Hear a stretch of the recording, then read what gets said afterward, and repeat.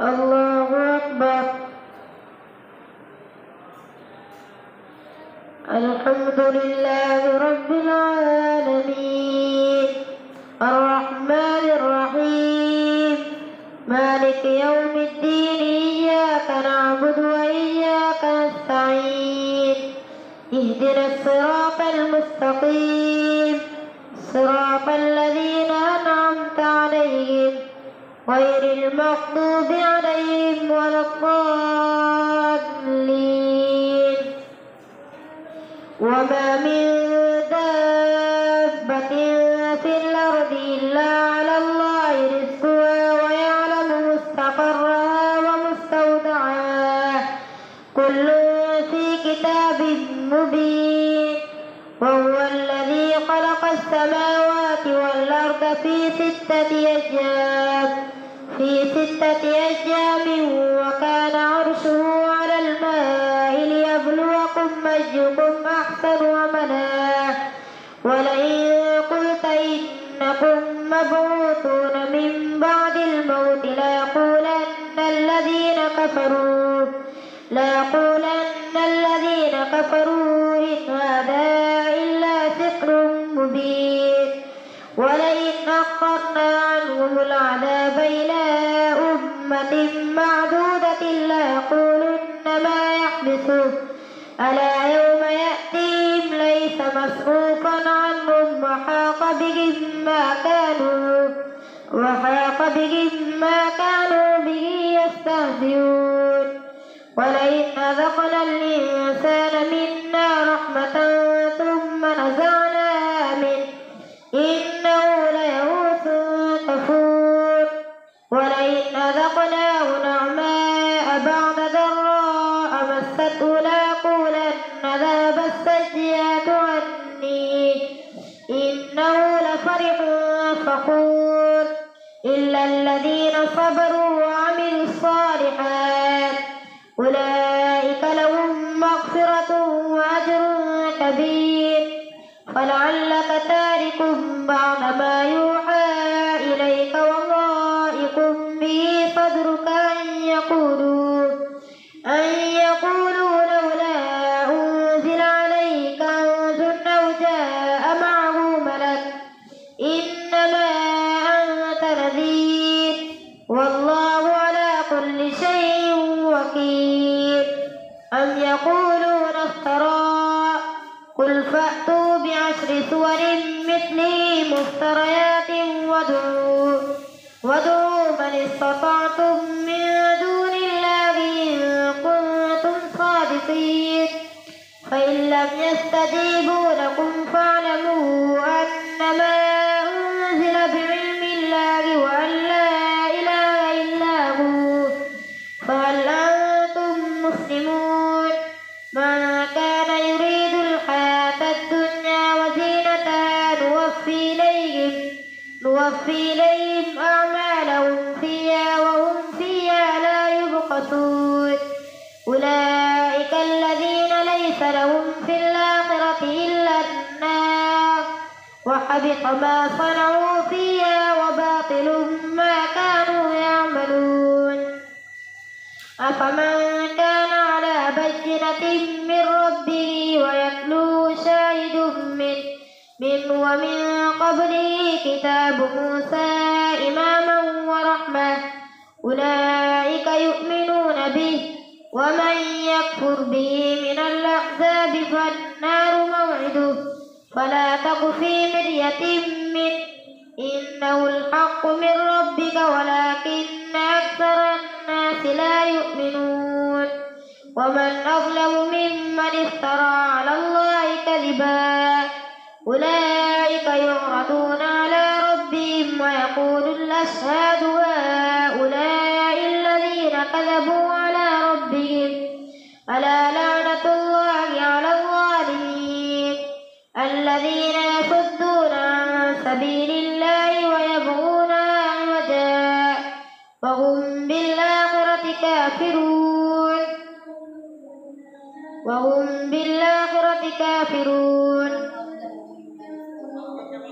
ومن أظلم ممن افترى على الله كذبا أولئك يعرضون على ربهم ويقول الأشهاد هؤلاء الذين كذبوا على ربهم ألا لعنة الله على الظالمين الذين يصدون عن سبيل الله ويبغونها عوجا وهم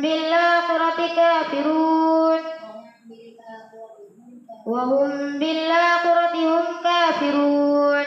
أولئك لم يكونوا معجزين في الأرض وما كان لهم من دون الله من أولياء يضاعف لهم العذاب ما كانوا يستطيعون السمع وما كانوا يبصرون أولئك الذين خسروا أنفسهم وضل عنهم ما كانوا يفترون لا جرم أنهم في الآخرة هم الأخسرون إن الذين آمنوا وعملوا الصالحات وأخبتوا إلى ربهم أولئك أصحاب الجنة هم فيها خالدون مثل الفريقين كالأعمى والأصم والبصير والسميع هل يستويان مثلا أفلا تذكرون ولقد أرسلنا نوحا إلى قومه إني لكم نذير مبين ألا تعبدوا إلا الله إني أخاف عليكم عذاب يوم أليم فقال الملأ الذين كفروا من قومه ما نراك إلا بشرا مثلنا وما نراك اتبعك إلا الذين هم أراذلنا بادي الرأي وما نرى لكم علينا من فضل بل نظنكم كاذبين قال يا قوم أرأيتم إن كنت على بينة من ربي وآتاني رحمة من عندي فعميت عليكم أنلزمكموها وأنتم لها كارهون ويا قوم لا أسألكم عليه مالا إن أجري إلا على الله وما أنا بطارد الذين آمنوا إنهم ملاقو ربهم ولكني أراكم قوما تجهلون ويا قوم من ينصرني من الله إن تردتهم أفلا تذكرون ولا أقول لكم عندي خزائن الله ولا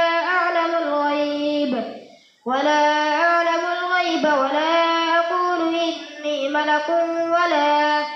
إني ملك ولا أقول للذين تزدري أعينكم لن يؤتيهم الله خيرا الله أعلم بما في أنفسهم إني إذا لمن الظالمين قالوا يا نوح قد جادلتنا فأكثرت جدالنا فأتنا بما تعدنا إن كنت من الصادقين قال إنما يأتيكم به الله إن شاء وما أنتم بمعجزين ولا ينفعكم نصحي إن أردت أن أنصح لكم إن كان الله يريد أن يغويكم هو ربكم وإليه ترجعون أم يقولون افتراه قل إن افتريته فعلي إجرامي وأنا بريء مما تجرمون وأوحي إلى نوح أنه لن يؤمن من قومك إلا من قد آمن فلا تبتئس بما كانوا يفعلون واصنع الفلك بأعيننا ووحينا ولا تخاطبني في الذين ظلموا إنهم مغرقون ويصنع الفلك وكلما مر عليه ملأ من قومه سخروا منه قال إن تسخروا منا فإنا نسخر منكم كما تسخرون فسوف تعلمون من يأتيه عذاب يخزيه ويحل عليه عذاب مقيم حتى إذا جاء أمرنا وفارت النور كل نحمل فيها من كل زوجين اثنين وأهلك إلا من سبق عليه القول وما آمن معه إلا قليل وقال اركبوا فيها بسم الله مجريها ومرساها إن ربي لغفور رحيم وهي تجري بهم في موج كالجبال ونادى نوح ابنه وكان في معزل يا بني اركب معنا ولا تكن مع الكافرين قال سآوي إلى جبل يعصمني من الماء قال لا عاصم اليوم من أمر الله إلا من رحم وحال بينهما الموج فكان من المغرقين وقيل يا أرض ابلعي ماءك ويا سماء واقلعي وغيض الماء وقضي الأمر واستوت على الجودي وقيل بعدا للقوم الظالمين ونادى نوح ربه فقال رب إن ابني من أهلي وإن وعدك الحق وأنت أحكم الحاكمين قال يا نوح إنه ليس من أهلك إنه عمل غير صالح فلا تسألني ما ليس لك به علم إني أعدك أن تكون من الجاهلين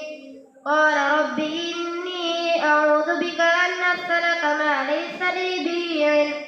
وإلا تغفر لي وترحمني أكن من الخاسرين قيل يا نوح اهبط بسلام منا وبركات عليك وعلى ممن معك سنمتعهم ثم يمسهم منا عذاب أليم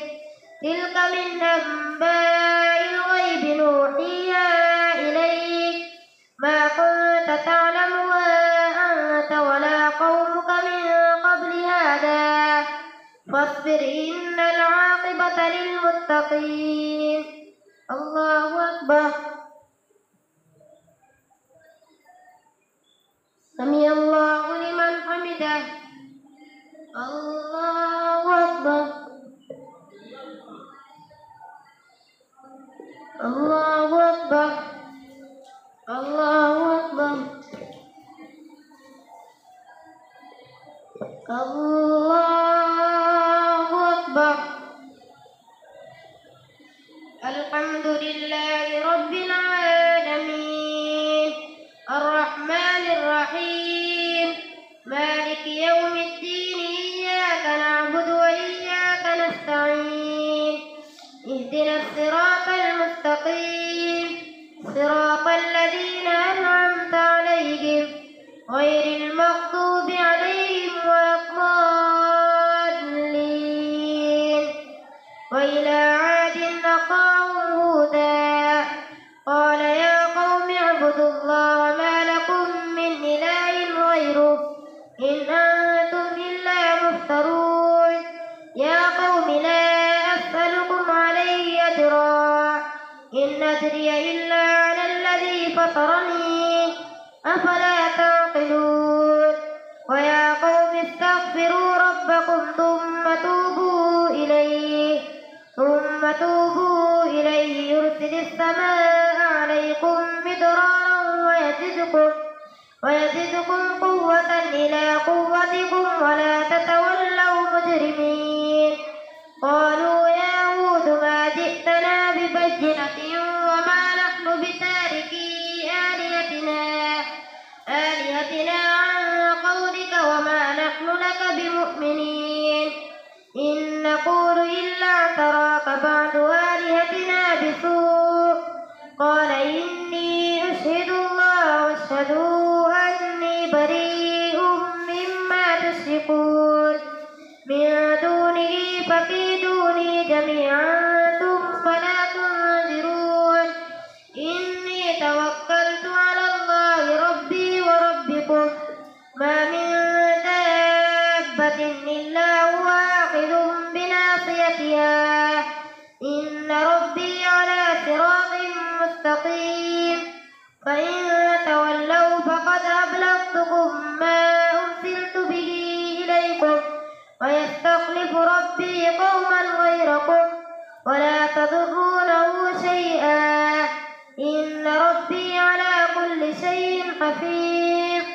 ولما جاء أمرنا نجينا هودا والذين آمنوا معه برحمة منا ونجيناهم من عذاب غليظ وتلك عاد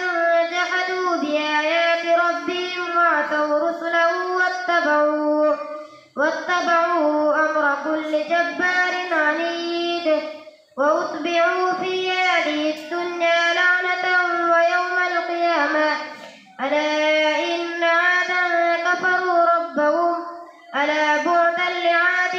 قوم هود وإلى ثمود أخاهم صالحا قال يا قوم اعبدوا الله ما لكم من إله غيره وأنشأكم من الأرض واستعمركم فيها فاستغفروه ثم توبوا إليه إن ربي قريب مجيب قالوا يا صالح قد كنت فينا مرجوا قبل هذا أتنهانا أن نعبد ما يعبد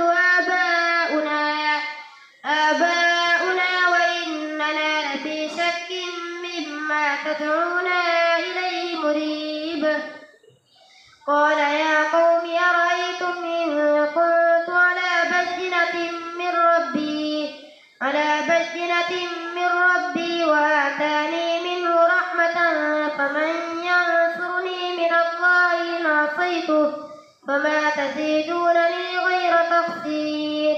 ويا قوم هذه ناقة الله لكم آية فذروها تأكل في أرض الله ولا تمسوها بسوء فيأخذكم عذاب قريب فعقروها فقال تمتعوا في داركم 3 أيام ذلك وعد غير مكذوب ولما جاء أمرنا نجينا صالحا والذين آمنوا معه برحمة منا ومن خزي يومئذ إن ربك هو القوي العزيز وأخذ الذين ظلموا الصيحة فأصبحوا في ديارهم جاثمين كأن لم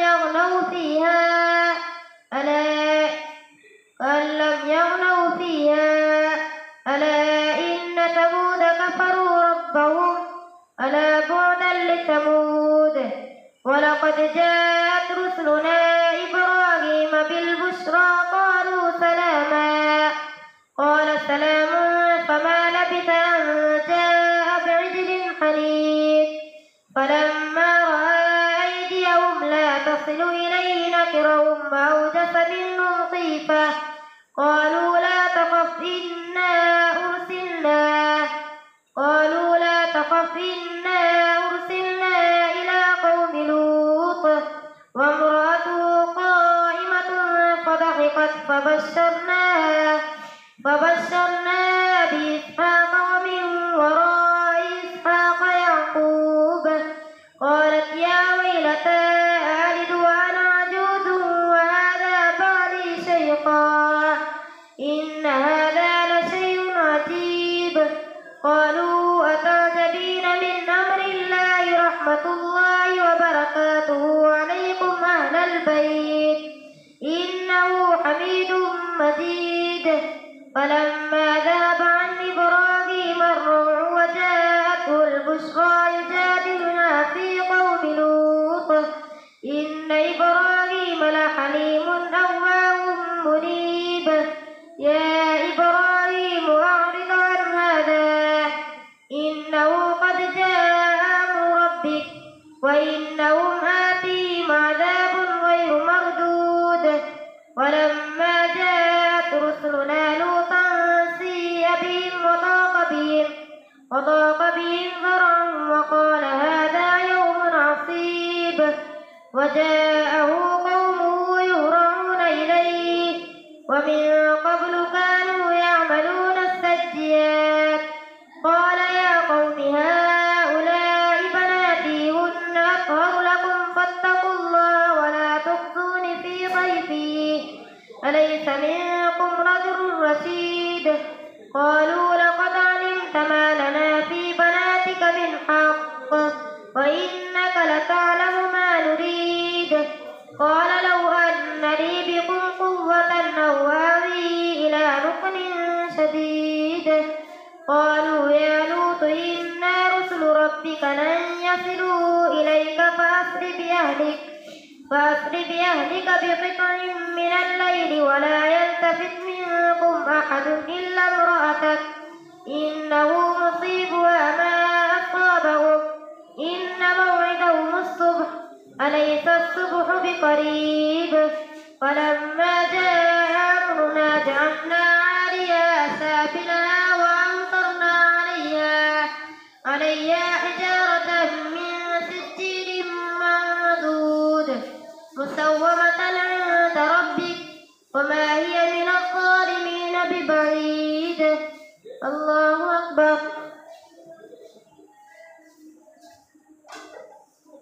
سمع الله لمن حمده الله